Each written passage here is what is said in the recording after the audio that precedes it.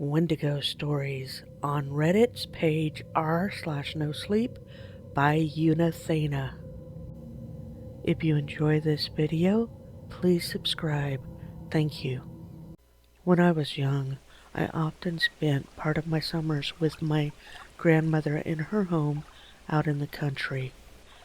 It was my favorite place in the world, and I always looked forward to the week-long stays of gardening, baking, late-night fires with s'mores and ghost stories, and enjoying my grandmother all to myself.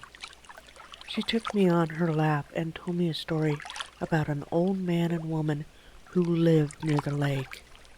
The old man couldn't stand the singing of the frogs, but his wife told him that they kept the Wendigo away, and to harm them would be unwise.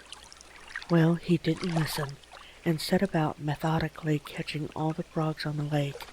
It was a process that took some time, but he did not stop until he had rid the lake of the pesky amphibians.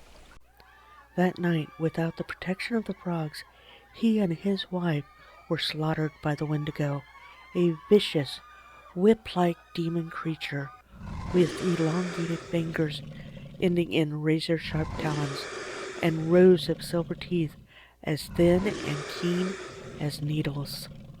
I wrote it off as another of her ghost stories, though she seemed more serious than usual about it.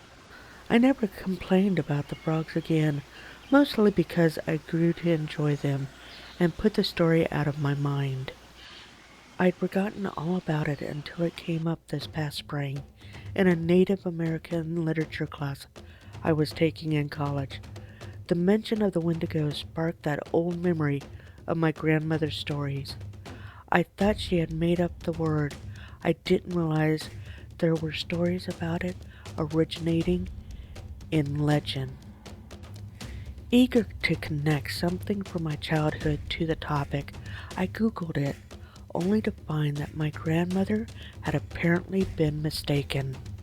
There was nothing I could find about the story she had told me, nor any reference of frogs providing protection from the Wendigo.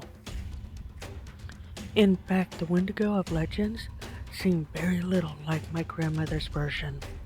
They were said to be insatiable, craving human flesh, and sometimes created from the forms of people who had resorted to cannibalism to survive.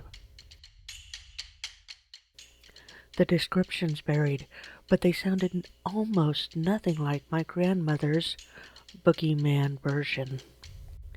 I actually chuckled as I read it, almost a bit embarrassed by how badly my grandmother had messed up the original tale.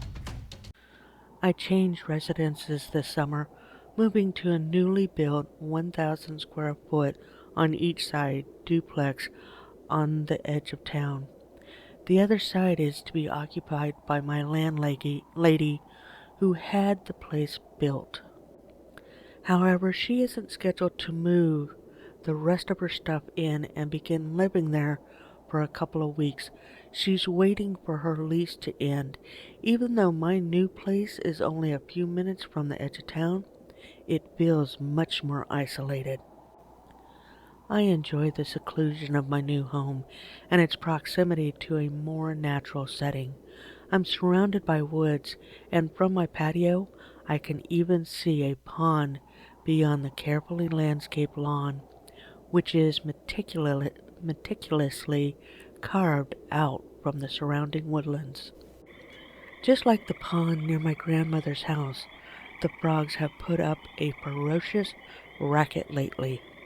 I prefer not to pay to run my air conditioning if I can help it, so I have every window open to catch a breeze. That means that I can hear them as clearly as if they were standing on the water's edge. It took a few days to get used to the noise, but now I'm fine, just like I was those summers when I was young. In fact, the noise has been comforting me during the stress of the move. Tonight is different.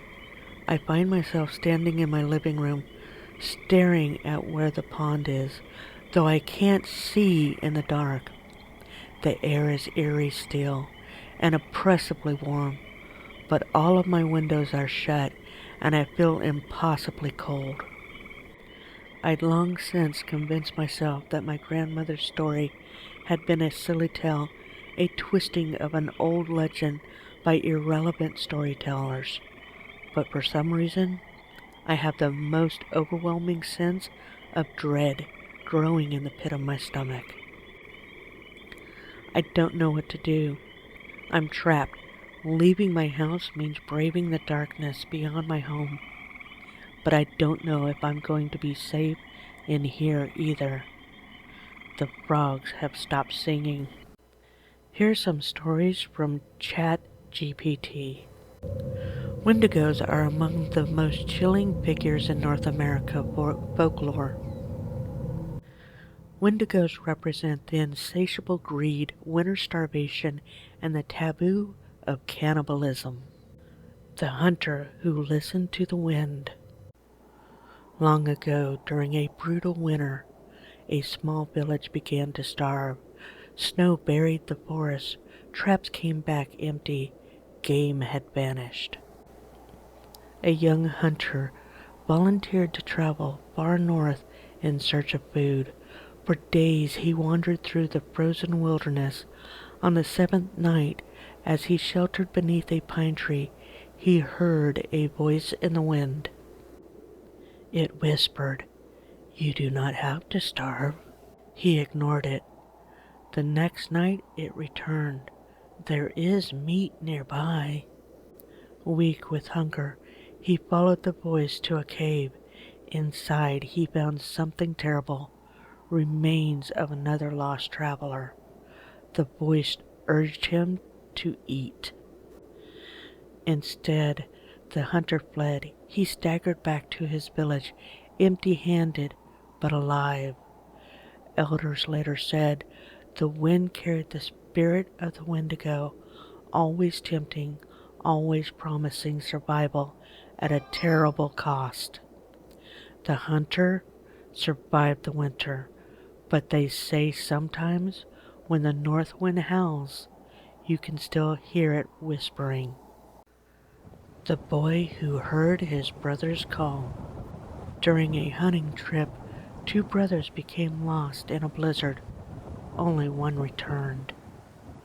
Days later, villagers began hearing cries from the forest at night, the voice of the missing brother, begging to be rescued. The surviving brother insisted it was a trick. He warned them not to answer. One brave man followed the voice anyway. It led him deep into the woods. The cries grew weaker, then changed into a low, rattling breath. He saw something between the trees, tall, skeletal eyes glowing like embers.